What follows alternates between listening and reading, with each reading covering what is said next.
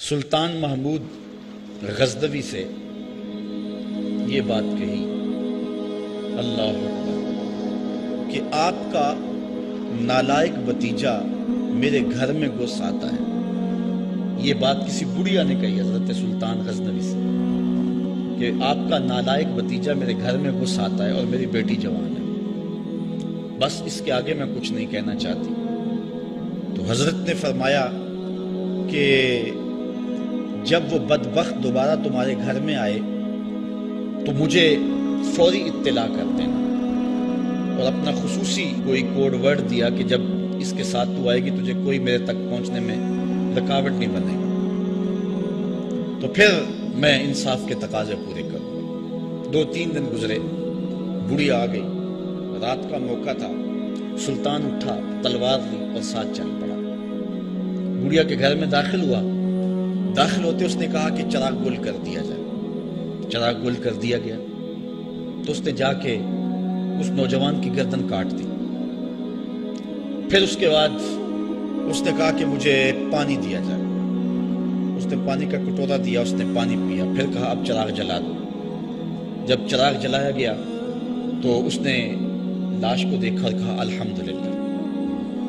بڑھیا نے کہا کہ مجھے بتائیں کہ آپ نے یہ 3 کام بڑے عجیب کیے ہیں۔ جب آئے ہیں تو چراغ بند کروایا ہے، پھر پانی مانگا ہے، اور پھر الحمدللہ کہا ہے۔ تو بادشاہ نے ٹالا، کہا کہ اس راز کو راز رہنے دیا جائے، لیکن بڑھیا ضد کر گئی۔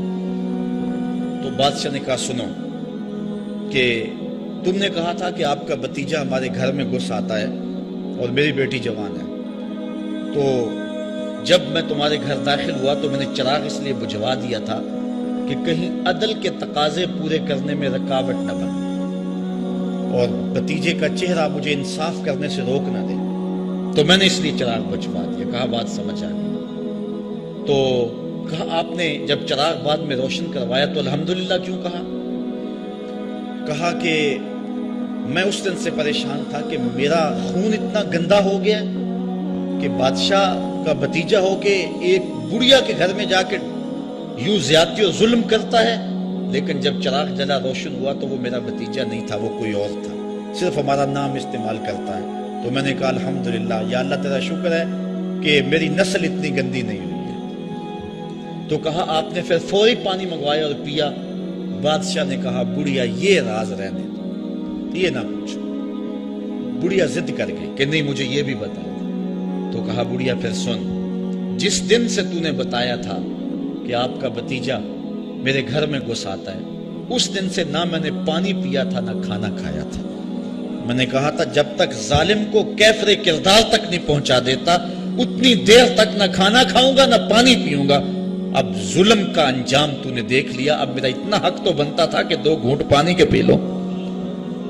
آج نام بھی تو انہی کا باقی ہے، آج ذکر بھی تو انہی کا باقی ہے۔ جن لوگوں نے عدل و انصاف کے بخیے دھیڑ کے رکھ دیے پھر حرف غلط کی طرح مٹ جاتے ہیں، ان کی قبروں کے نشان بھی باقی نہیں رہتے۔ دنیا کے اوپر کتنے لوگ تھے، رضا شاہ پہلوی دیکھ لیں، ایران کا شہنشاہ ایران دیکھ لیں، کہ پھر بعد میں دیکھیے کہ ان کو قبر کے لیے جگہ نہیں مل رہی۔ تو جنہوں نے عدل کیا، جنہوں نے انصاف کیا، تو زمانے کے اوپر نام انہی کا رہتا ہے۔ اور کسی ملک میں کسی جگہ پہ عدل و انصاف سے ہی ملک اور وطن قائم رہتے ہیں۔ الملک یدوم بالکفر ولا یدوم بالظلم۔ ملک کفر سے تو قائم رہ سکتے ہیں لیکن ظلم سے قائم